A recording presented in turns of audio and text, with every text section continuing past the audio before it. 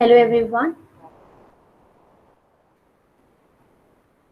welcome back to the topic study of sepia. Today we will be learning about the reproductive system in sepia.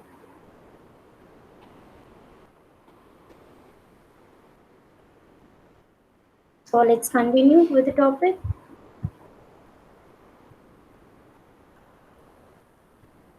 Talking about reproductive system of sepia, the sexes are separate. These animals are sexually dimorphic. The males are distinguishable by the presence of hectacotylized arms. The male reproductive system consists of a large oval testes, which is situated in the extreme aboral region of the mental cavity, enclosed in a capsule. The cavity occupied by the testes is called as gonocoid. The capsule leads into an elongated and greatly convoluted tube, which is called as vas deferens. Vas deferens can also be called as spermiduct. Vas deferens is completely coiled and opens into an elongated vesicle called as seminal vesicle. These vesicles have an interlining raised into numerous ridges separated by a narrow groove.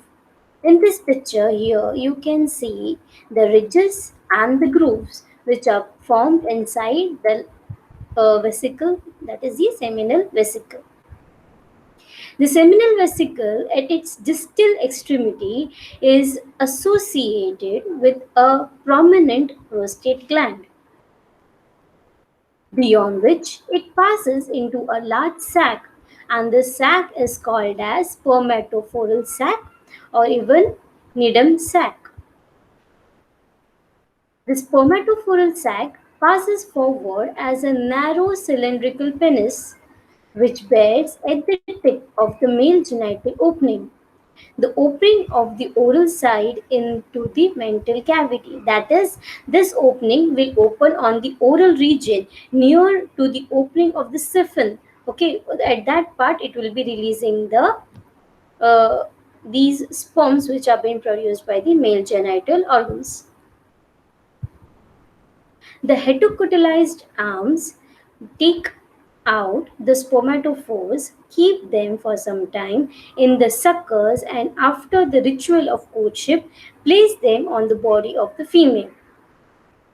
In the coming up video, you can see how the courtship takes place and how the male will introduce the sperms into the mental cavity of the female sepia. Specialized tentacle into an opening near her mouth, which I hope is not her nose, and inserts sperm sacs. Males have 4 pairs of arms and females. So in this picture, you can see how the heterocotylized arms have been inserted into the mental cavity of the female sepia by the male sepia, thus inserting the sperms into the mental cavity so that it can fertilize the eggs produced by the female sepia.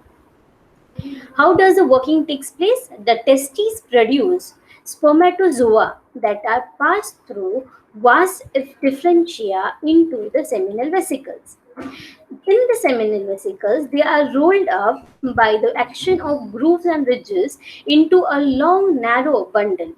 This bundle is called as spermatophore. That is, while they are going through the ridges and the grooves, they are lined into the spermatozoa are formed into a bundle, and that bundle is called as spermatophore. This is how the spermatophore looks like. Each spermatophore is an elongated structure about 16 millimeter in length, cylindrical in shape, and enclosed in a chitinized capsule. So you can see the outer layer. Okay, that layer is the made up of chitin. So it is called as chitinized capsule. 2/3 of it is a viscous mask of sperm, and the anterior 1/3 contains a spring apparatus which will help the spermatophore and to release the spermatozoa into the egg.